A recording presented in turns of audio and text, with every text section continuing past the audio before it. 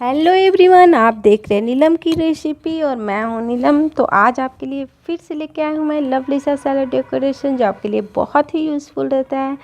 तो मैं फिर से लेकिन हमेशा की तरह करना चाहूँगी कि अगर आप फर्स्ट टाइम मुझे देख रहे हैं तो प्लीज़ सब्सक्राइब कर लीजिए मेरे चैनल को, बेल आइकन को हिट करना है ताकि मेरी वीडियोज़ की नोटिफिकेशन आपको मिलती रहे। और वीडियो अगर आपको अच्छी लगे तो इसको लाइक करना है, फ्रेंड के साथ शेयर करना है और कमेंट में मुझे बताना है कि आपको मेरी वीडियो कैसी लगती है। आप प्लीज़ कमेंट में बताया कीजिए कि आपको मेरी वीडियोस कैसी लगती है। कुछ नया देखना चाहते हो तो वो भी आप बता सकती हैं। तो चलिए बिना टाइम वेस्ट किए अपने वीडियोस को स्टार्ट करते हैं कि मैंने क्या क्या वेजिटेबल यूज़ किया है इसको बनाने के लिए।